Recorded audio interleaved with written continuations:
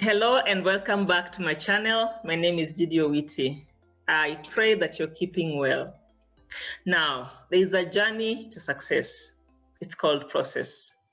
And there are words that describe process. Words like sacrifice, hard work, determination, dedication, and faith in God. These words describe our guest. And today we look at her journey, what it has taken her to get to where she is today, and her dreams for the future. Her name is Felmas Adhiambo Koranga, and she is a full-time student athlete at Troy University in Alabama, USA. She is a member of Troy Women's Basketball and a third psychology major and rehabilitation minor. Karibu sana, Felma. Thank you.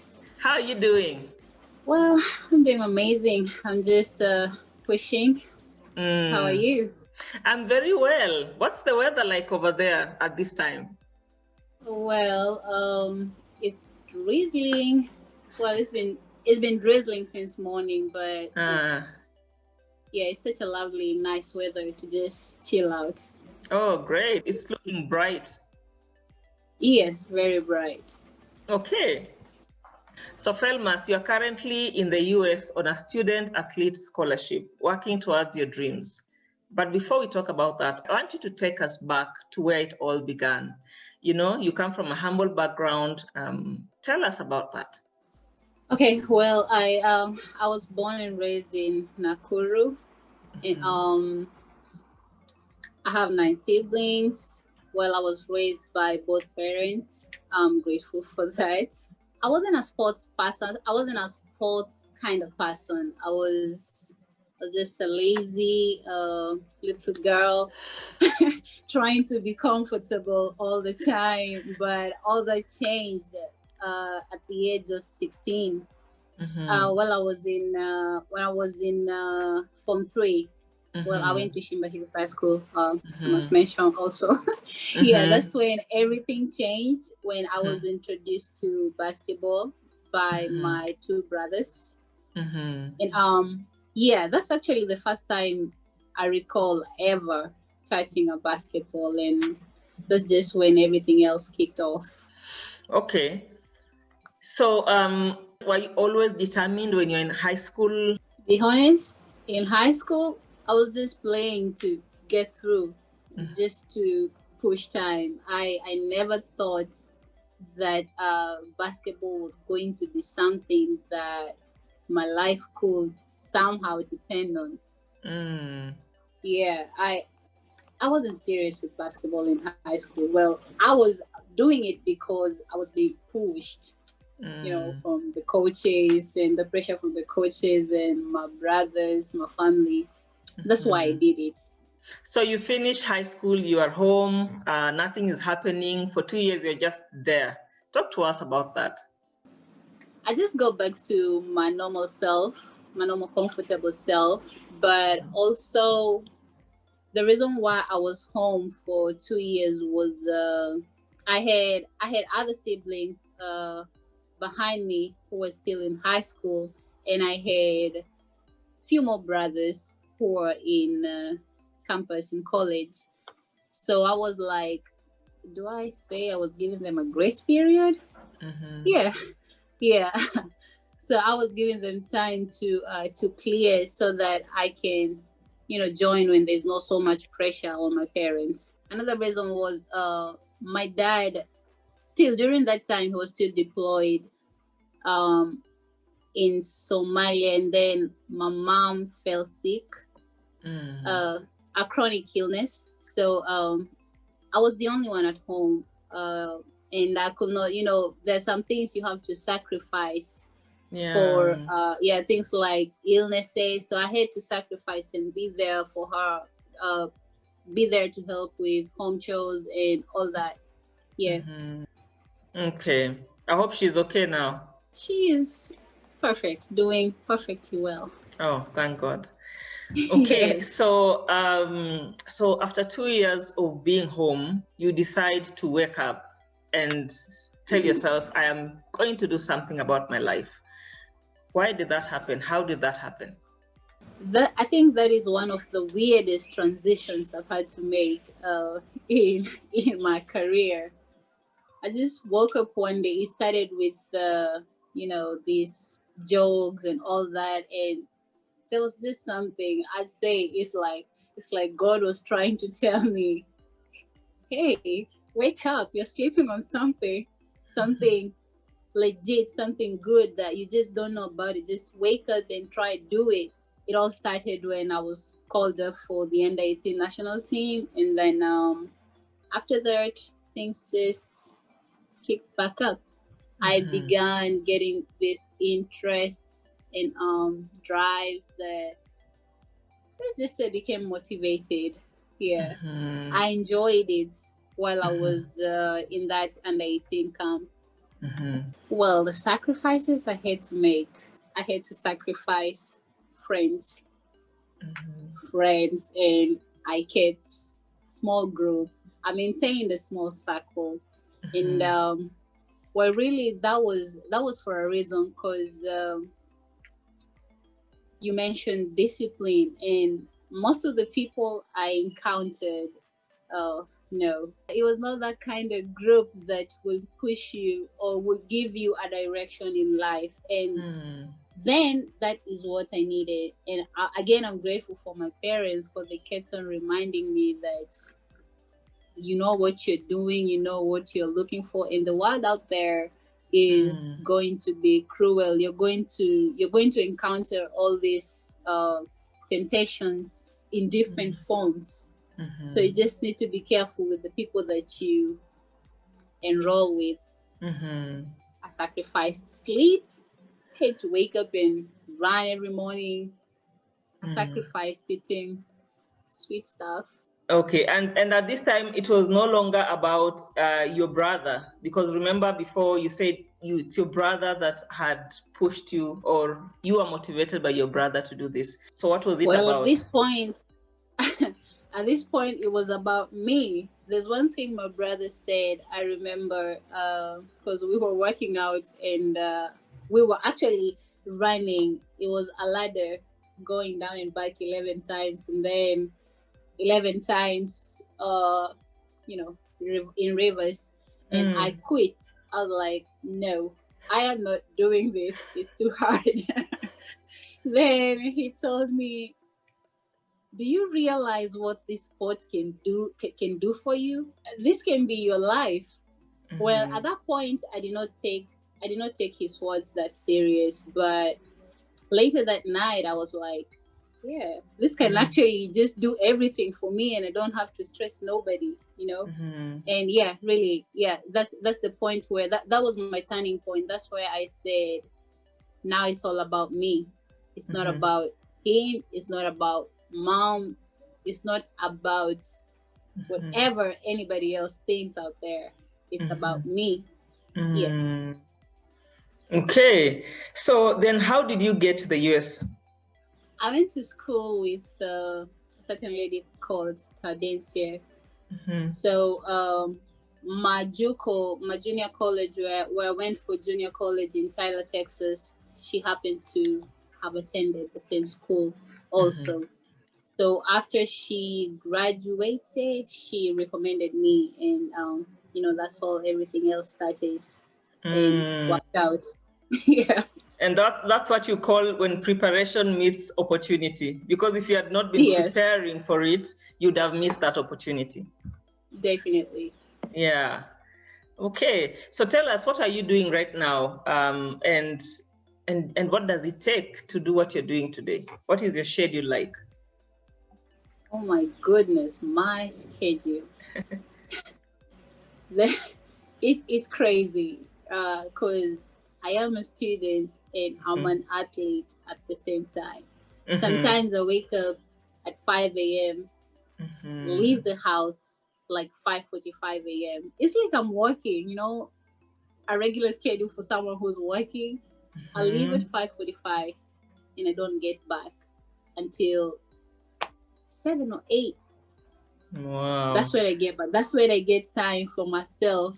to relax, and really no time for myself, because I also have assignments that need to be weekly assignments that need to be completed. So you can, so 5:45, walk me through that. So you wake up, you leave the house at 5:45. What do? You go to class, or do you go for training first? I'm gonna use an example of Tuesday.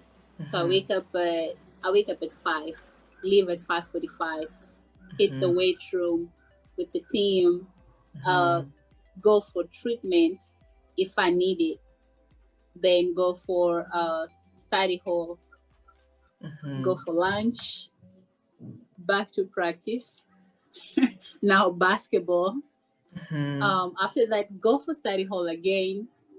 Then after that, it's already 7 p.m. You know, by the time I'm done, it's already 7 p.m. It's time to go home. It's time to go home. Go home, shower, eat. Then after eating, get on your assignments. So I sleep at around 11 p.m. Wow. And tomorrow you wake up to do it all over again.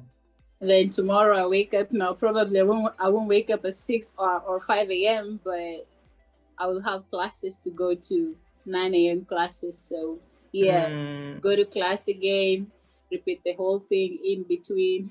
So when people hear that someone is in the US on a student athlete scholarship, let them not think that you're just there having fun and just cruising, because I think that's sometimes what people think. Yes. Most people don't get it. They think you just wake up and you're here, just have fun. No. The fun comes in where you're successful, you've achieved whatever you had set that you're working on. You're on a student athlete scholarship. If you don't make good grades, you will not be able to continue playing. Is that true? Yes. You have to take you need to take care of business, both in class and out there on the court. So if you're not balancing them well, one thing's gonna fall, and it's gonna be hard to keep up. So if you're failing, or you fail to below the target that is set by the NCAA or whatever organization your school falls under, like let me say right now it's fall semester, so you won't be able to play in the spring. Okay.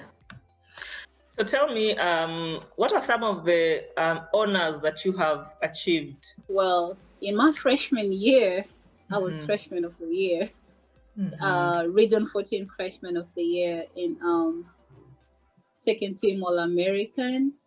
Then in my sophomore year, I was WBCA, that is Women's Basketball Coaches Association. Yeah, I got it right. Player of the Year, that is 2020. That's great. Yes, and I was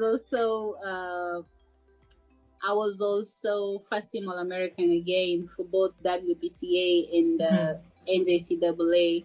And well, when I played for the national team, I still remember we finished second, right? Yes, that was a silver medal time. So I'd be like, yay! So your hard work is paying off. Yes, that was my first time. Actually, that was the first time I attended, because I was within, and I also got the top rebounder for the tournament. Wow. Same year. Yeah. Good job, girl. Thank you. So tell me, Felmas, how has your faith in God played a part in your life? Say my faith has played the biggest role that you could ever imagine. Because if I didn't have faith in God, I don't think I'd have been doing nothing. I started with, I was out because I was waiting for my siblings and my mom to just, for everything to just fall into place. All that time, I wasn't just like, I wasn't just, yes, it was a depressing moment for me because I just wanted to be out there and all that, but things didn't work that way. But I never forgot that it's God. I knew I knew he was testing my patience. He was trying to see, he was trying to see, does she really believe in me? Does she not believe in me? But I decided to hang in there, and I'm grateful for my parents again. I decided to hang in there because they always reminded me, just pray and keep on working, don't give up. Things are gonna be fine. Yeah. And they eventually it worked out in the end. Yeah. So we live in a microwave culture where I want it and I want it now. Right. I see a lot of young people taking shortcuts in life, cheating in exams, wanting a place in the team just because, maybe you're tall, but you're not really working hard to get to get that place in the team. And you think you're just entitled and everything will work out. Or getting to a job and immediately you just feel entitled to a big salary, you don't want to wait your turn, and the truth is that there is no overnight success. So what advice can you give to your fellow young people? You say you come into a team and you just want playing time. Remember, I'll use me as an example again. Right here, this is a new team. And when I first got here, I knew things were going to be challenging, but I also knew that I needed to work to get there. You will not just get to a new place saying, I'm here, I'm the GOAT. No, it doesn't work that way. It doesn't work that way. Because you're 6'1", so you could have just said, you know what, I am tall. It's going to work out anyway. I would have been sitting on that bench eating every day of my life for the entire season. No, it doesn't work that way. You need to work. You need to work. Hard work beats talent. Any given day, someone who's not working, you will always beat you no matter how skilled you are. Yeah. That is some good advice. Okay. Thank you. So, so what's the future looking like? The future is bright. I don't like talking about the future, but well, obviously, I just want to get through school and acquire my degrees, and then from there, I want to go pro. Yeah, it doesn't have to, most of the time when I say pro, people think I'm talking about the WNBA, but my mind is really not just set on one thing like the WNBA. If that doesn't work, there's plan B. That is just other places like Europe and Asia and who knows, Africa. Maybe we'll get there too. Yeah. And if that doesn't work, there's plan C. That's why I'm trying to get the papers right now. All right. So how can people connect with you? Well, that's a nice question. But okay, to connect with me, probably or most likely through Instagram. Well, I'm really not a social media person, but yeah, that's really how people can get to me. And we are ready for the lightning round. Are you ready for the lightning round, Felmas? So ready, like yesterday. Oh, I like that. Yeah. Okay, are you a morning person or a night person? Morning person. Favorite ice cream flavor? Vanilla. Favorite holiday? Christmas. Watching TV or reading a book? I'd rather be reading a book. Okay. What do you like to eat before a game? Bananas and crackers. And who is an athlete you look up to and why? Neko Gumike. She plays for Los Angeles Sparks. I look up to her because we kind of like, same height. I feel like her energy and mine is almost the same. And I definitely want to play like her. Yeah. Okay. Okay, great. Wonderful. We have come to the end of this conversation. So thank you so much, Felmas, for speaking to us today. I'm sure that that many who are watching will be inspired to know that that it's possible for us to pursue our dreams and to achieve them. That if we work hard, if we put God first, that it's possible to achieve our dreams. Well, yeah, it's been a pleasure. I enjoyed being here with you, and I hope this interview is gonna touch somebody somewhere who was or who is feeling like giving up. Yeah. Thank you. I'm sure it will. Asante sana, all the best, and we will definitely keep track of your journey ahead. Thank you. And to you, the viewer, every morning you have two choices: to continue to sleep with your dream or to wake up and chase it. What is your dream? And are you willing to pay the price to achieve it? That's all for today. God bless you, and I will see you in the next video.